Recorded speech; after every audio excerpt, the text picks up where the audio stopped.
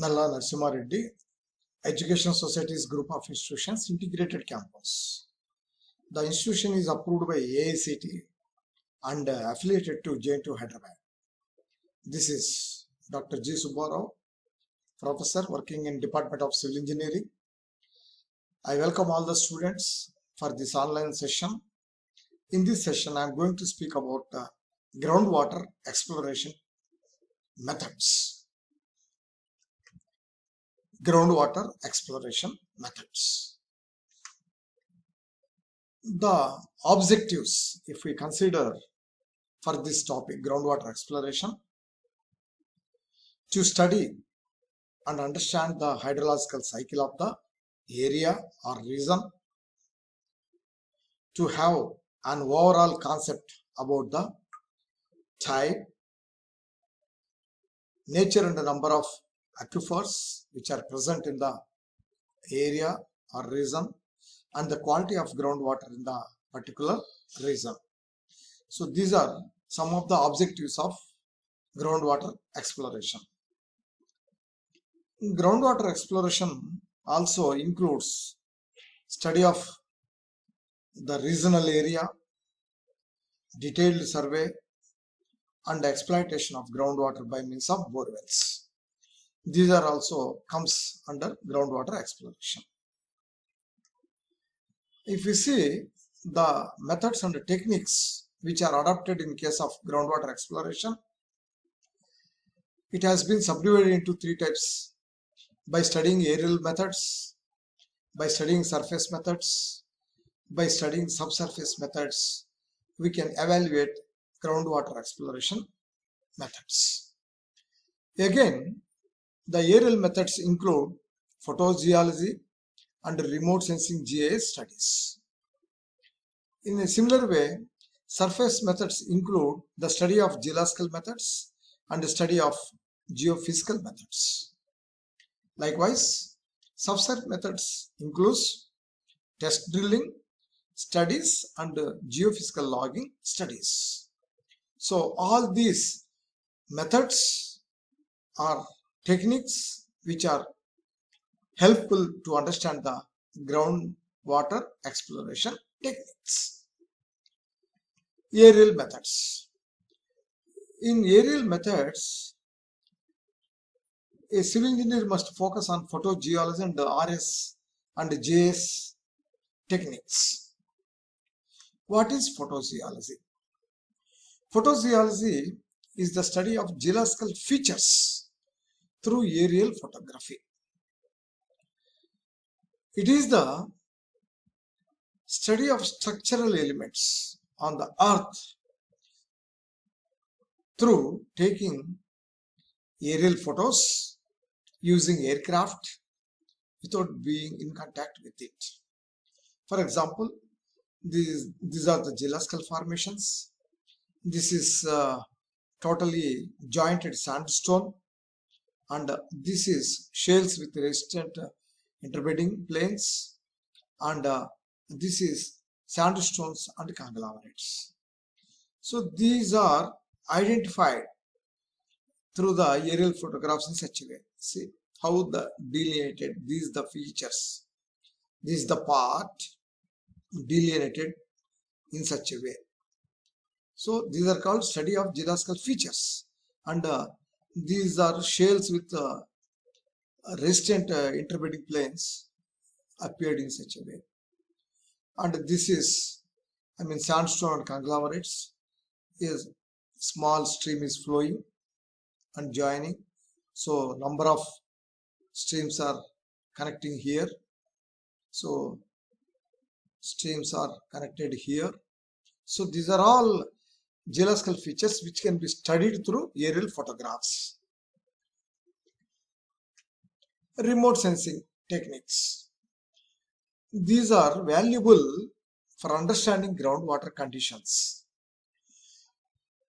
Stereoscopic photos of color or black and white or infrared are to be studied. In addition, satellite imageries which are taken from GMS, APT, Landsat, RadarSat all are enabled to assess the groundwater resources. So this is how remote sensing works. This is the energy source, atmospheric conditions, and this is the target, and once again reflection and data transmission through the antennas.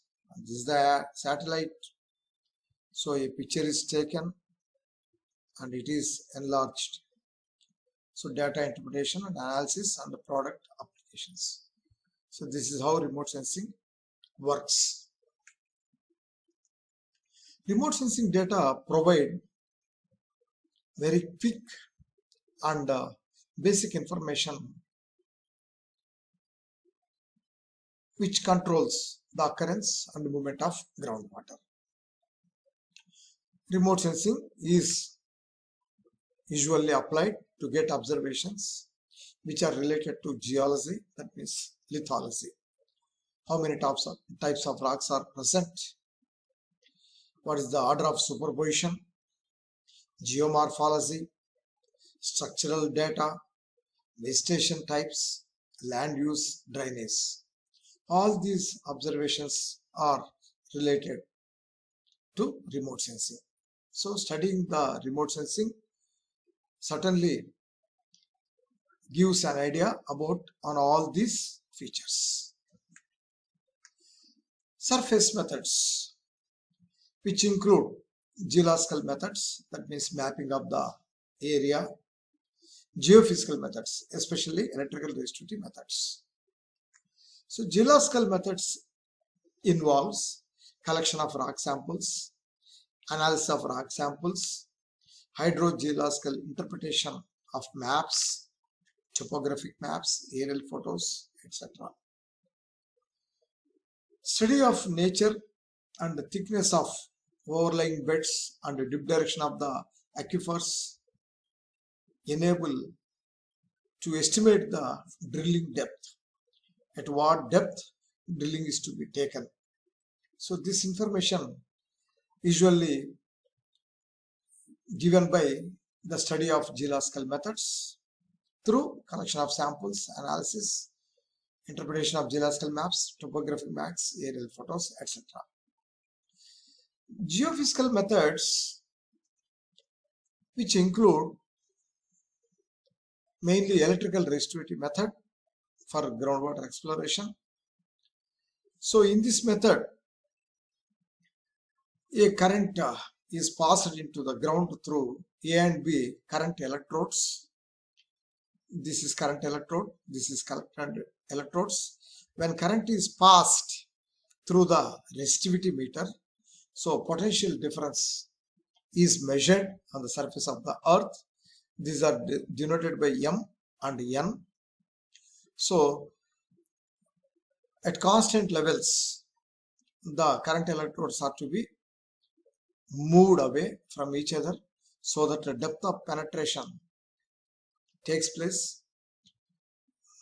This vertical variations is given by the resistivity of the geological formations. Coming to another method is subsurface method.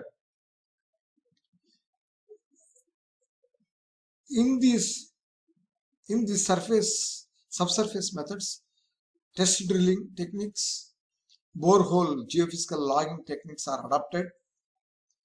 However, subsurface methods are costlier than surface methods. Test drilling. Groundwater is not visible because it's a natural resource and invisible resource.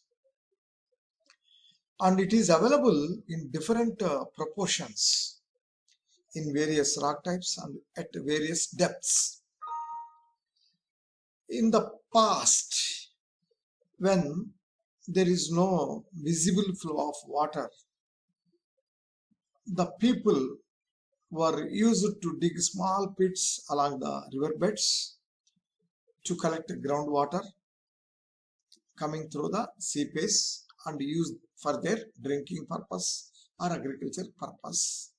Whereas springs are the outcome of seepage from any groundwater system in hilly terrains. That water also used by the people in the historical past. The groundwater which was existing at shallow depths in the open wells naturally gone deep due to over exploitation. So exploring these water sources become a challenging task to geologists or geoscientists, and hence test drilling is the direct approach to find out the water resource. This is an expensive affair because considerable depth is to be drilled by using DTH, drilling machine. Geophysical logging is also called as electrical well logging. The evaluation of groundwater system by adopting geophysical logs begins with a thorough knowledge of the environmental factors that cause geophysical log responses. This evolution requires an understanding of the relation among geophysical log and rock properties, models, experimentally derived equations, and the principles that govern the response of logging devices. Electrical well logging is a kind of geophysical logging tool for groundwater exploration. This electrical well logging helps to identify the formations and also delineate freshwater aquifers from saline aquifers. So we can demarcate freshwater aquifers from saline aquifers and to delineate the fracture system in hard rock terrain. Conclusion. Esoteric methods, also known as water divining methods, include wet twigs of trees, husk removed coconuts, which have been practiced since 17th century. People were used a small stick which has two arms, otherwise a coconut. The husk is removed and the coconut is used to detect the aquifers. Of course, there is no scientific explanation for all these esoteric methods, and the probability of success is mere coin tossing experiment. It may success or may not success. Chances are less, but there was no technology and hence historic people adopted for this esoteric method to tap groundwater. And also water witching, which is also a traditional method adopted by people to detect aquifers by using a fork type of stick to locate water source. For this also there is no scientific explanation available with reference to these approaches. From 20th century onwards, several geological, hydrogeological, geophysical methods are employed to tap the groundwater potential zones. In addition, interpretation of satellite images and aerial photographs are also helped in this process. So groundwater exploration is a very unique exercise as it is a hidden resource, and hence various indirect methods are attempted to identify the aquifers. The success in the groundwater targeting lies in experience of the understanding the geological conditions, structural conditions of the region, hydrogeological conditions of the area which favor the occurrence of groundwater. Hence, success rate is totally dependent on the understanding capacity of geological conditions, structural conditions, and hydrogeological conditions. Modern tools like remote sensing, aerial photography, of course, provide a lot of spatial data for understanding quickly of that region for a better decision making. Thank you. Thank you once again.